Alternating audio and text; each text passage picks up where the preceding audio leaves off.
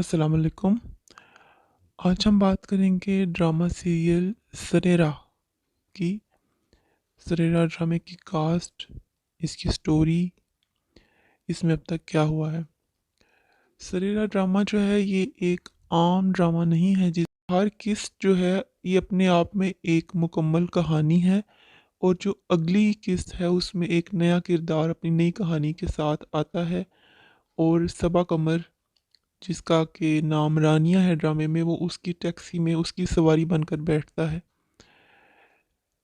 सबसे पहले हम रानिया की कहानी डिस्कस कर लेते हैं। टोटल इसमें 6 कहानियां हैं, और अब ये जो आखिरी किस्त आएगी ये इसमें सारे करेक्टर्स जमा होके इसको एक इख्तितामी शक्ल देंगे। जिन 4 लोगों की कहानी बताई गई है और साथ सबा कमर की 5 कहानियां हैं, और जो छठी किस्त है इसमें ये सारे किरदार मिलकर एक मैसेज कन्वे करेंगे।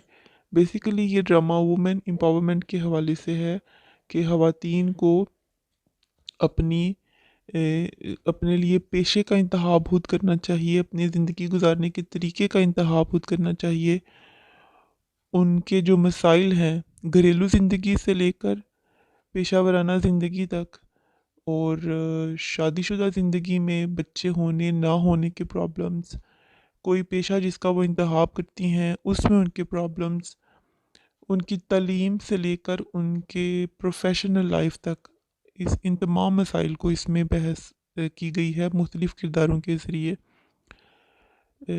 जो मेन लीड में करेक्टर्स हैं उसमें सबा कमर हैं, और उसके बाद जो हमें कहानी नज़र आई वो सुनीता मार्शल की थी। सुनीता मार्शल के बाद हमने इसमें सबूर अली, और उसके बाद मुनीब भट्ट, और अभी जो हाल ही में किस्त आई है वो हमने हरीम फ़ारूक की देखी है।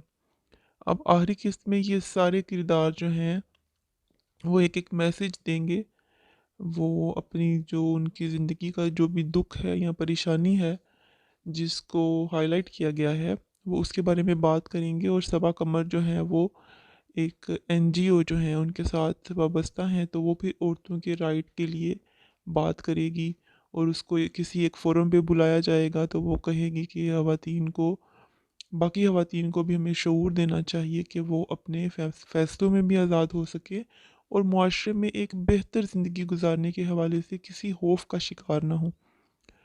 ये सबसे पहले सबा कमर की कहानी है, तो उसमें ये होता है कि सबा जो है वो एक लो मिडिल क्लास फैमिली से ताल्लुक़ रखती है। उसका बाप जो है वो टैक्सी ड्राइवर होता है, और वो सबा को तालीम नहीं दिलवाता। अपने बेटे को वो यूनिवर्सिटी तक भेजता है, लेकिन अपनी बेटी को वो मैट्रिक के बाद पढ़ने भी नहीं देता।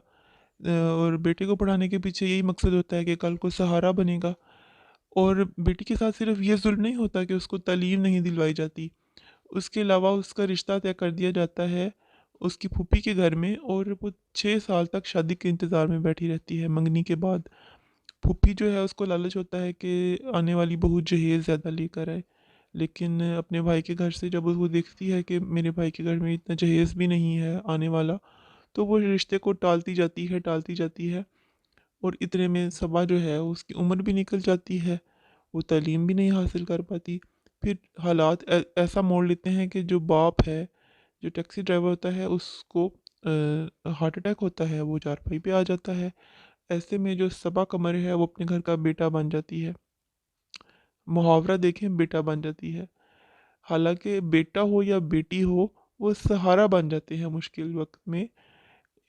काम को जेंडर के ऊपर या बेटे और बेटी की तकसीम के ऊपर नहीं छोड़ना चाहिए। जो भी घर में बड़ा बच्चा है, अगर आपने उसकी अच्छी तरबियत की है तो मुश्किल हालात में वो अपने वालिदैन का सहारा बनता है।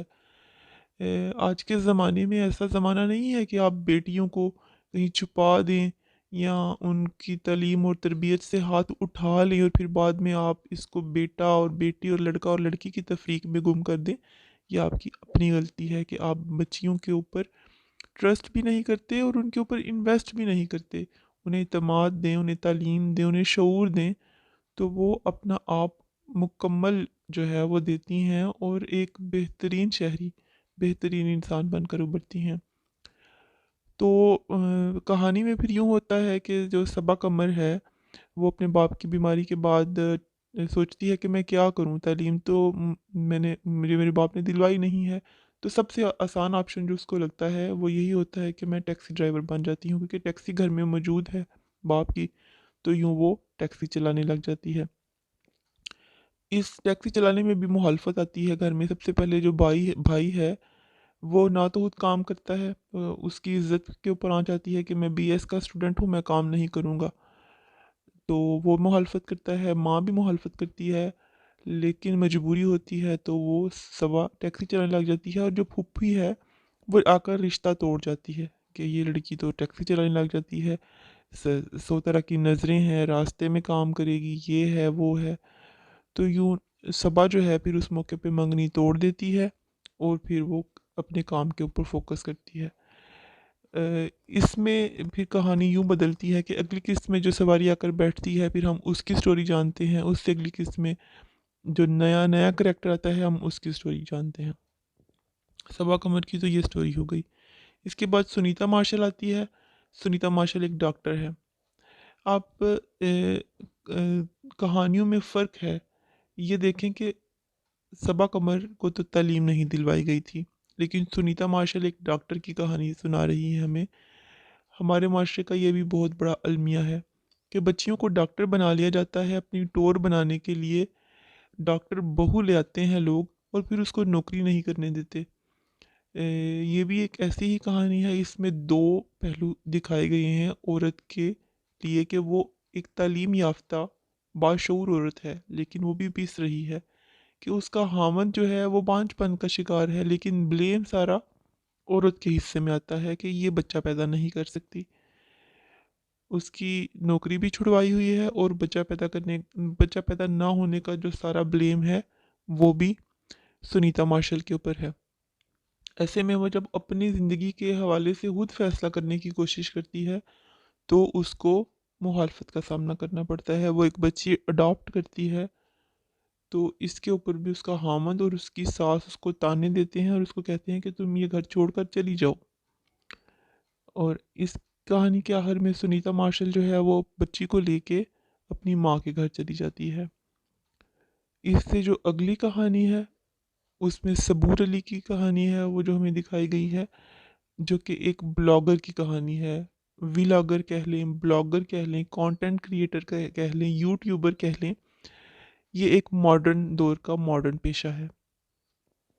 इस पेशे को अभी तक हमारे माँ बाप, हमसे पिछली जो नस्ल है वो ना ना सही तरह वो समझ पाए हैं और सही तरह कबूल भी नहीं कर पाए कि उनके लिए मीडिया से रिलेटेड जो भी जॉब्स हैं या काम हैं वो उनके लिए एक टैबू हैं।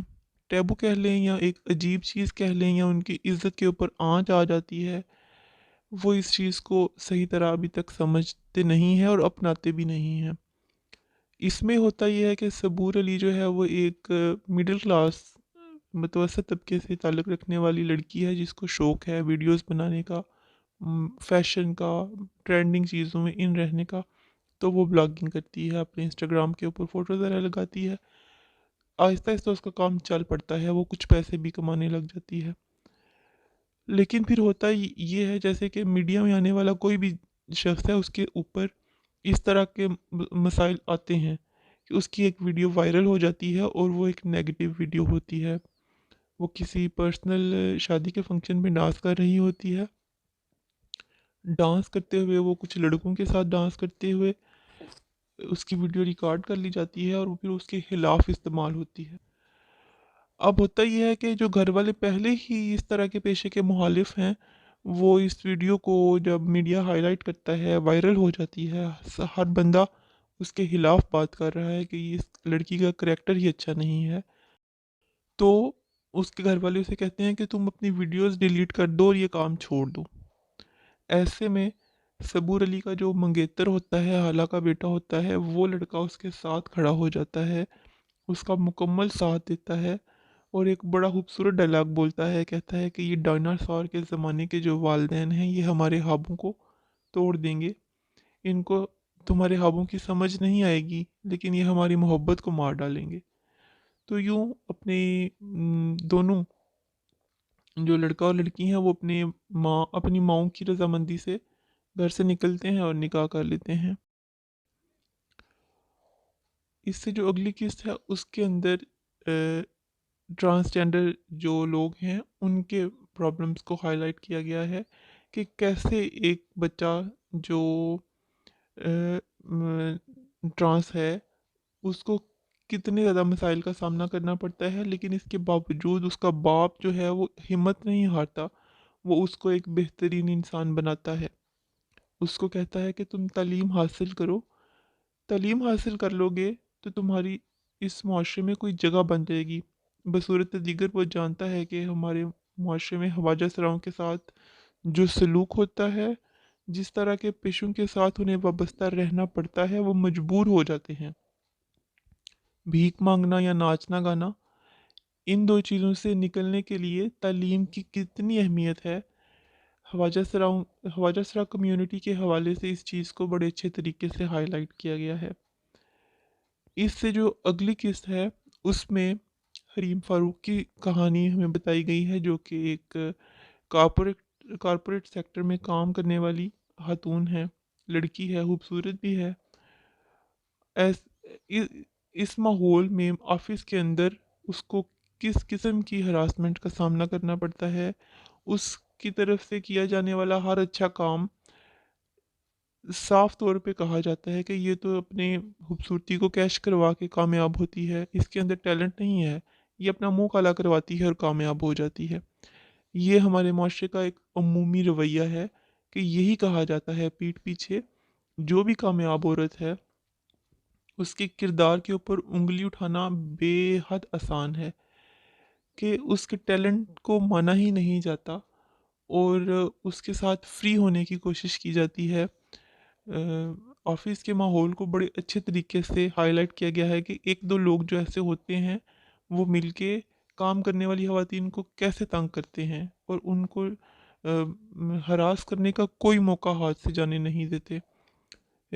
बहाने बहाने से लिफ्ट ले ली या लिफ्ट देने के बहाने, लिफ्ट लेने के बहाने, इकट्ठे बैठकर लंच करने के हवाले से, ए, काम के बहाने डिस्कशन काम के बहाने डिस्कशन करने बैठे हैं, लेकिन बाद में उसमें से कुछ स्टोरी बनाकर फैला दी कि मेरे साथ फ्री होने की कोशिश करती है या इसका किरदार अच्छा नहीं है।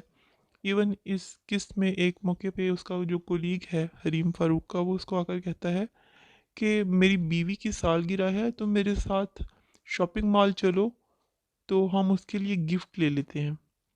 हरीम उसे कहती है कि तुम्हारी तुम्हारी शादी को 10 साल हो चुके हैं, तुम्हें नहीं पता तुम्हारी बीवी को क्या पसंद है, तुम मुझे क्यों साथ लेके जा रहे हो। तो ऐसे में जो करेक्टर है वो थोड़ा शर्मिंदा होता है, लेकिन इस तरह के जो बेशर्म लोग हैं आमतौर पे शर्मिंदा कम ही होते हैं। तो इस कहानी में भी यही बताया गया है कि ख़वातीन सिर्फ सड़क के ऊपर हरासमेंट नहीं देख रही, सिर्फ घर के अंदर शादी के रिश्ते में हरासमेंट नहीं है, ये हरासमेंट जो है वो पब्लिक प्लेसेस पे ऊपर भी है और उनके ऑफिसेस में कितनी ज़्यादा है जहाँ वो अपना काम करने के लिए जाती हैं।